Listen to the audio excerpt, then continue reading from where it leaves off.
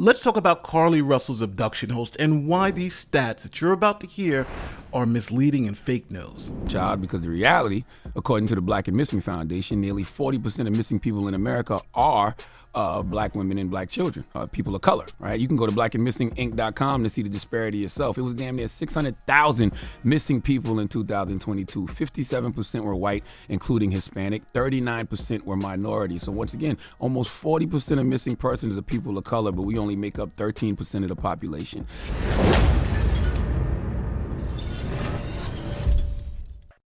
Carlee Russell called 911 at about 9:34 p.m. Now, she had reported seeing a child on the side of the road. Here is that 911 call. 911, where's your emergency? Hi, I am on Interstate 459, and there is a kid just walking by themselves. Oh, hold on. Where on 459 are you?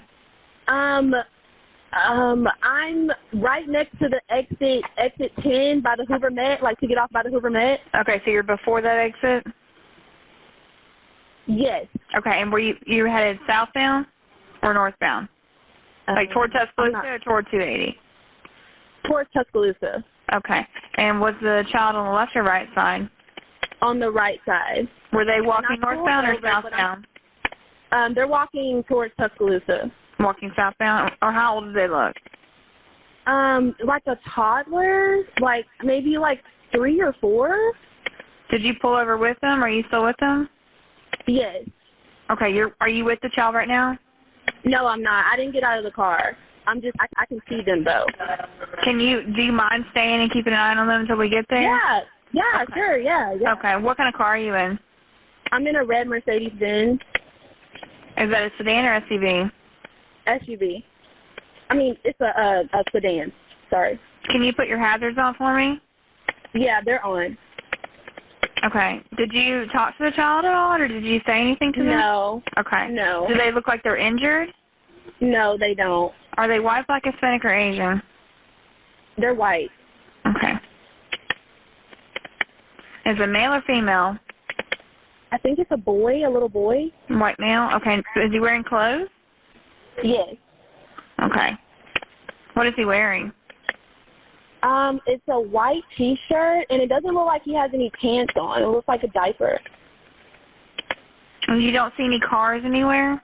No cars are anywhere.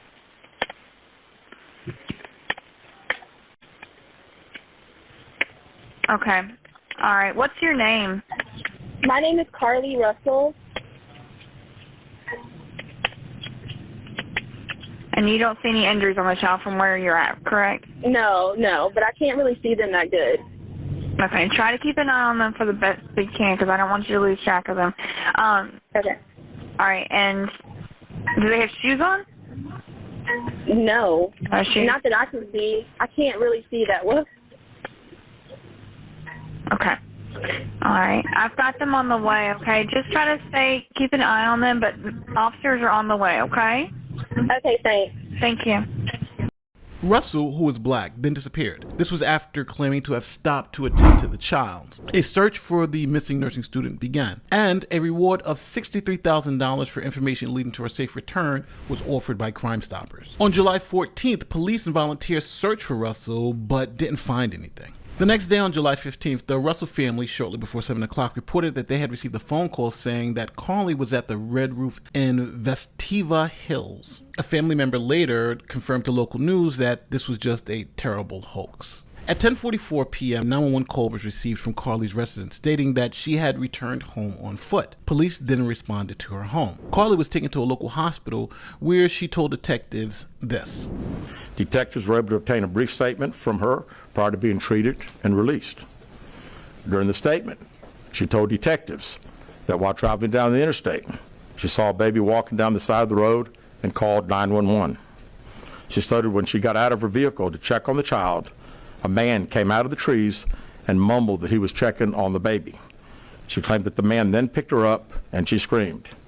She stated he then made her go over a fence. She claims he then forced her into a car, and the next thing she remembers is being in the trailer of an 18-wheeler. She stated that the male was with a female. However, she never saw the female, only hearing her voice. She also told detectives she could hear a baby crying. Detectives, the male had orange hair with a big bald spot on the back. She said she was able to escape the 18-wheeler and fled on foot, only to be captured again and was put in a car. She claimed she was then blindfolded, but was not tied up because the captor said they did not want to leave impressions on her wrists. She said that they took her into a house and made her get undressed. She believes they took pictures of her, but she does not remember them having any physical or sexual contact. She stated the next day she woke up and was fed cheese crackers by the female. She said the woman also played with her hair, but could not remember anything else.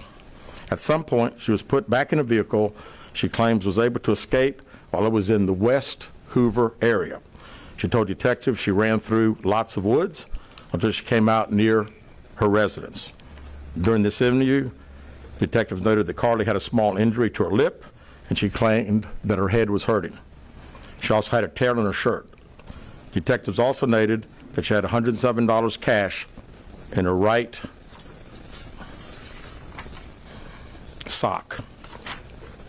Out of respect for Carlee and her family, detectives did not press for additional information in this interview and made plans to speak with her in detail after giving her time to rest. So without any real answers, police continued to investigate the possible kidnapping. They looked into Carlee's internet search history, and this is what they found. Detectives continue analyzing data from Carlee's cell phone that was left behind at the scene. We enlisted the help of the United States Secret Service in conducting this analysis.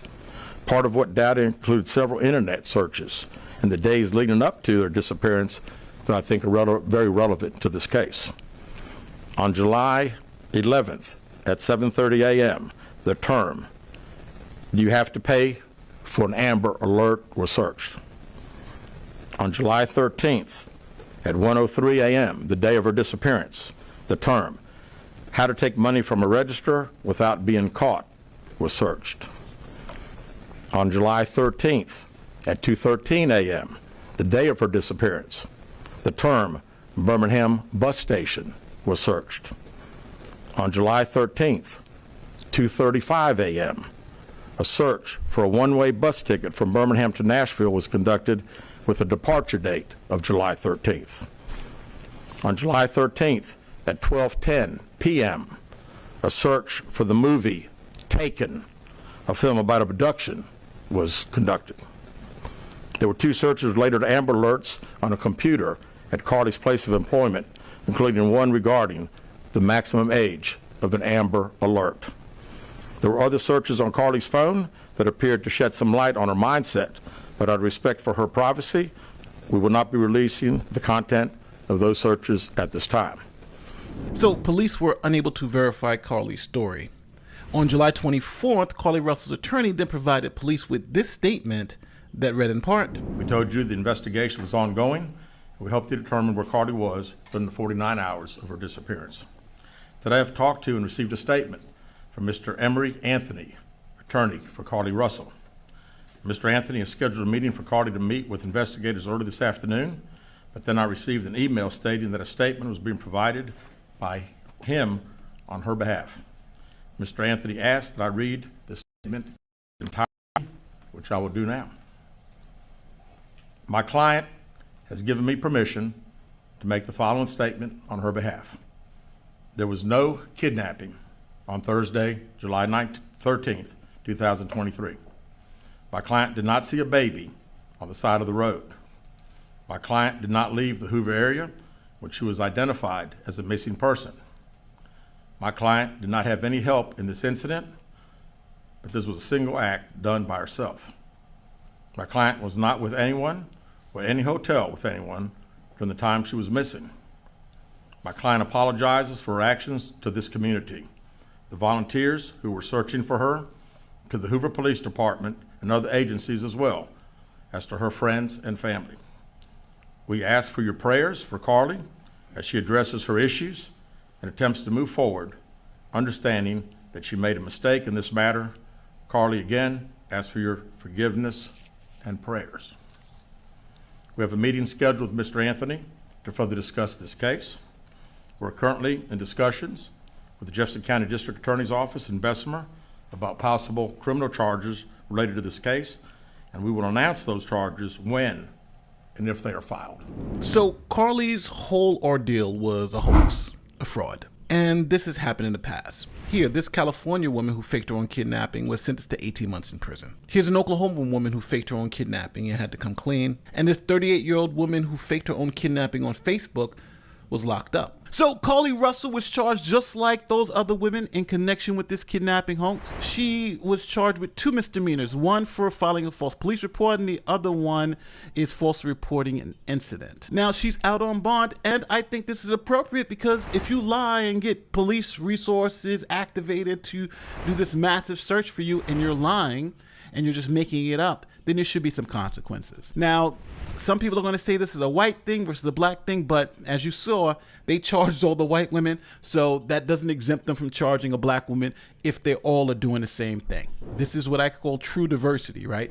Everyone's equal under the law. So faking your own kidnapping is not new. You can find examples from every race. But the race hustlers want you to believe that this is a black and white issue. And this all started during the Gabby Petito case, the young white YouTuber who went missing that sparked a huge search and rescue for her. See, some claim that the media only cares about missing white women and don't care about missing black women. They essentially want you to believe that the media turns a blind eye if a black person, specifically a black woman, gets abducted, but only sounds the alarm when white women get abducted. Here is Charlemagne explaining it. Furthermore, as a black woman, I would also like to say they don't take our cases serious to begin with. False claims are not the reason they don't take the cases of missing black women and children serious. It's because they are black. And think about it. If they were allegedly looking for her for 48 hours, they couldn't even find her and she wasn't even really missing. So that lets you know they wasn't really looking. So now listen to his logic. Because police couldn't find her, that means they weren't looking for her. That's a pretty idiotic take. Think about it this way. The police haven't found everyone who's on the FBI's most wanted list, so that means they're not looking for them? Make it make sense. But Charlemagne says it's all racism. Now, fast forward to Carlee, who is black and has had this massive media campaign to help find her. Now, Carlee has admitted faking the events, and Charlemagne is claiming that this was all a setup. He's claiming that they picked Carlee's story to make black people look bad. Social engineering. This is what he said. Oh. It's embarrassing, though. I can say that. It's embarrassing. I can see why you feel that way, you know what I'm saying? But I'm not going to get caught up in Carlee Russell as an individual. She lied. You know, this we all know. But like you just said, Lauren, the epidemic of missing black women and children in this country is very real. So this story isn't going to stop me from continuing to amplify those other stories. And I still believe it was some kind of social engineering going on with this, because why out of all the stories about missing black women and children, just our luck, the one that's a lie is the one everybody latched on to and amplified? Now, this whole Carlee Russell ordeal must have come as a shock to them. Because think about it, the thing they claimed didn't happen actually happened. Police and media looking for a black woman who's disappeared. It actually happened. But now it's a setup. So the police can't win. Even NBC is doing the same thing. Look at this headline. Carlee Russell's case gave hope that missing black women finally mattered, until doubt sets in. So this puts society in a weird spot. If they look for missing black women, they're racist. And if they don't look for a missing black woman, they're racist. Now, later, Charlemagne makes the argument on why he's so concerned with this, quote, epidemic of missing black women. And he has some stats to back up his point. Listen to it. Because that was an isolated incident. Okay, I will repost in my story any case of a missing black woman or child, because the reality, according to the Black and Missing Foundation, nearly 40% of missing people in America are black women and black children, people of color, right? You can go to blackandmissinginc.com to see the disparity yourself. It was damn near 600,000 missing people in 2022. 57% were white, including Hispanic. 39% were minorities. So once again, almost 40% of missing persons are people of color, but we only make up 13% of the population. And these stories don't ever get the proper media coverage. Okay, it's almost like out of sight, out of mind. Most people don't even know the epidemic that is missing black women and children in this country. So when something like Carlee Russell comes across my timeline, of course I'm going to repost it. So I went to that website that he cites to look up those stats. It's www.blackandmissinginc.com. Now, remember the argument. Black African Americans are 40% of the missing persons in America, but only account for 30% of the population. Here's him saying it again real quick. Because the reality, according to the Black and Missing Foundation, nearly 40% of missing people in America are black women and black children, people of color, right? You can go to blackandmissinginc.com BlackandMissingInc.com to see the disparity yourself. It was damn near 600,000 missing people in 2022. 57% were white, including Hispanic. 39% were minority. So once again, almost 40% of missing persons are people of color, but we only make up 13% of the population. Now, this website has a graphic that illustrates this issue, then a sentence right under it that brings it all together.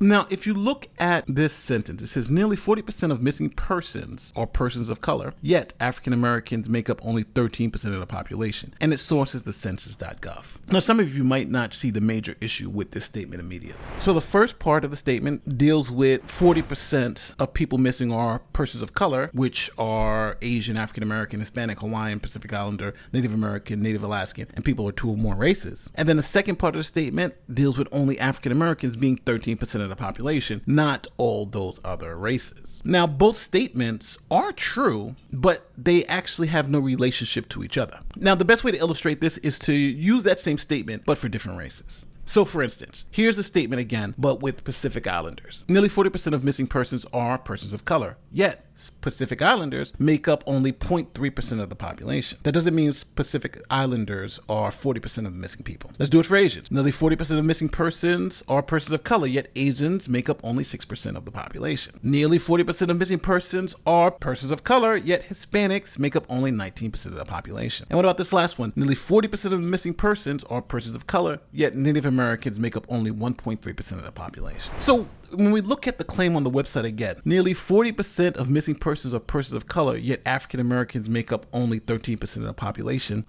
This means nothing. But that doesn't stop Charlemagne from concluding that 40% of the missing persons are black, and blacks make up only 13% of the population. Remember, he's telling millions of people this. Listen to it for yourself. It was damn near 600,000 missing people in 2022. 57% were white, including Hispanic. 39% were minority. So once again, almost 40% of missing persons are people of color, but we only make up 13% of the population. Now, what Charlemagne just said is 100% wrong, because based on the data from the United States Census Bureau, people of color make up 40% of the population, not just 13%. So the correct statement on this website should actually read, nearly 40% of missing persons are persons of color, yet persons of color make up 40% of the population based on the census data. Now, I attempted to find this 40% missing persons or people of color number that they're citing. So I went to the FBI report on missing persons for 2022, and I ran the numbers, and it came out to the exact numbers listed in this graphic on the website. So now I knew where they were getting their data from. Now, looking through that data, it's clear that Hispanics, who are 19% of the population, are mixed into all of the other groups. Now, this is because the federal government doesn't consider Hispanic to be a race, but an ethnicity, meaning that you can be black Hispanic, white Hispanic, Asian Hispanic. Now, this is the same for other ethnic groups. For instance, if you're Jewish, for instance, Lenny Kravitz would be considered a black Jew versus a person who's just white and Jewish.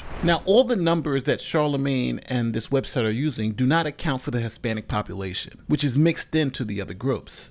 See, their graphic says Hispanics are included in whites, but the source data says Hispanics are mixed into all the groups, including people of color. So the only way we can represent the data accurately is by saying this. 50% of missing persons are white, including Hispanics, while 39% are not white, including Hispanics. Now, just to be clear, we don't know how many missing are African American who are non-Hispanic, because African Americans who are non-Hispanic make up 13% of the US population. Now, the shocking part about this whole data from this website, which is fishy at best, is that the media has run with this fake data. And here's one article that clearly uses this data, again, to try to deceive the public. And here's NPR, who actually cites this website as a credible source within their article. Now, I think we can bring awareness to issues that affect minority communities, like missing persons and homicide rates. But my objection to this argument is that you can still make a compelling argument about these issues without using misleading stats. All right, so to recap, we just don't know the number of black people who are not Hispanic that are missing persons from the FBI data. So they are right to conclude that 40% of missing people are people of color, but based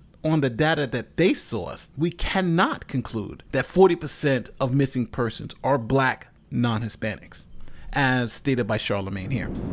That was an isolated incident. okay, I will repost in my story any case of a missing black woman or child, because the reality, according to the Black and Missing Foundation, nearly 40% of missing people in America are black women and black children, people of color. What he's just said was just fake news. All we can say for sure is that people of color, which includes white Hispanic, black Hispanic, Asian, Native American, black non-Hispanic, Hawaiian, Pacific Islander, and people of 2 or more races, make about 40% of the population, and they also make up about 40% of missing persons. Which is a lot different than saying that blacks account for 40% of the missing persons, but only 13% of the population. Now, tell me where I'm wrong in the comment section. Am I being too hard on Charlamagne? Because I honestly think facts matter. And I believe if you have statistics, you can make them say whatever you want. But if you make them say things that are deceptive and dishonest and people find out, then it makes people less likely to believe you in the future.